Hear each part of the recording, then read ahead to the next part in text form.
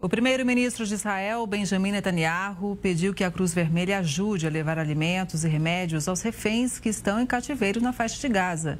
A solicitação vem depois que o Hamas e a Jihad Islâmica divulgaram vídeos de sequestrados desnutridos e em condições desumanas. O grupo terrorista disse que está preparado para coordenar a entrega de ajuda aos reféns desde que Israel cumpra com certas condições. O Hamas pediu que o governo israelense abra corredores humanitários permanentemente na faixa de Gaza e interrompa os ataques aéreos durante a distribuição de ajuda. Israel acredita que dos 50 reféns em poder do Hamas, apenas 20 estejam vivos. Quem chega para fazer uma análise é o Vladimir Feijó, que é analista internacional, também doutor em Direito Internacional e professor da UniArnaldo.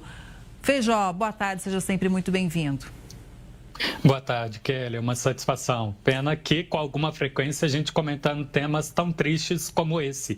Neste específico, o Hamas pode ter dado um tiro no próprio pé ao considerar uma fraqueza de Israel perante a comunidade internacional e ter divulgado imagens tão chocantes, o que, de alguma forma, tirou a discussão da semana passada, que era exclusivamente sobre a fome dos palestinos, e agora passou a ser o crime de guerra, que é a captura e manutenção de reféns durante o embate, ainda mais nessa circunstância tão desumana. Pois é, e veja, Israel é cobrado desde o primeiro dia do conflito a trazer esses reféns de volta, né? E quando imagens assim circulam o mundo, certamente é chocante e aumenta ainda mais a cobrança para que esses reféns sejam devolvidos a Israel. Mas como você avalia esse momento do conflito até para que esses reféns, cerca de 20, né, Israel estima que ainda estejam vivos, possam ser levados em segurança? Há a possibilidade de que isso aconteça?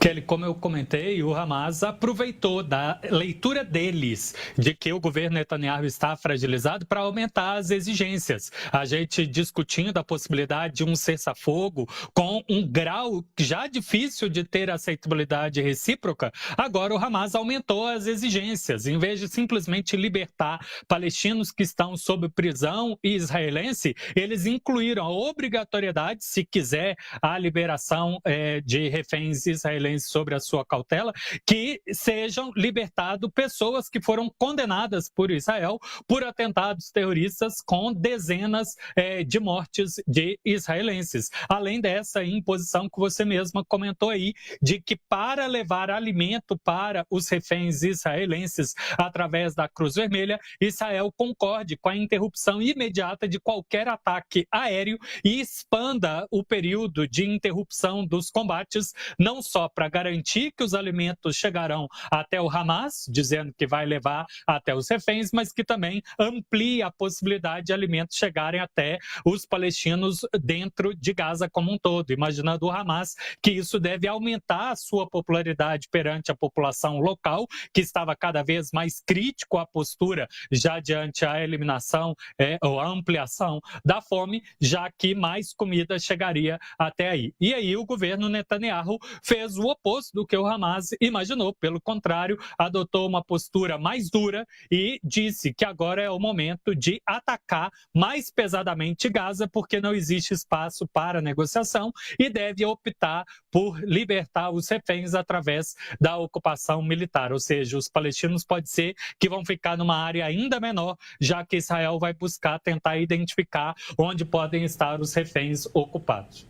Veja, e o ministro das Relações Exteriores de Israel disse que a situação dos reféns mantidos em Gaza deve estar no topo da agenda global. Segundo Gideon Saar, o mundo precisa pôr fim ao fenômeno do sequestro de civis. Depois de uma coletiva de imprensa, o ministro embarcou para Nova York, onde vai participar de uma sessão do Conselho de Segurança da ONU amanhã. A reunião foi convocada depois que o grupo terrorista publicou vídeos dos reféns israelenses em situação precária, que a gente acabou, inclusive, aqui de mostrar no jornal. Como é que você avalia, inclusive, essa própria reunião do Conselho de Segurança? É isso. Na semana seguinte, que teve um encontro na ONU para aumentar a pressão sobre Israel, e muitos países europeus, 12, disseram que devem reconhecer o Estado palestino, o tema muda. Agora volta às discussões o que acontece com os reféns que estão do Hamas. Então, o que poderia ser uma pressão forte exclusivamente sobre os israelenses, agora passa a dividir a atenção para uma pressão também do lado palestino, já que ambos têm sofrimentos desumanos imensos e que precisam ser discutidos adequadamente, já que esse confronto, né, tem levado a muitas famílias de ambas sociedades a um sofrimento imenso. Sem contar todos nós, né, que gostaríamos de não ver esse tipo de imagem repetido ao longo do tempo.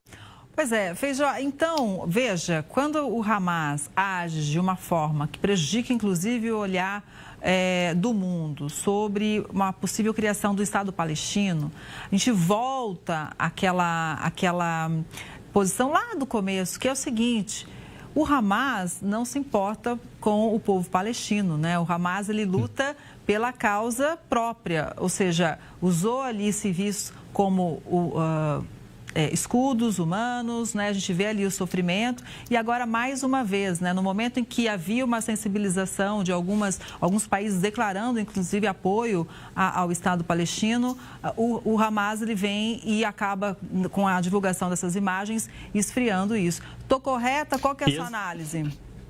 É isso mesmo, Kelly.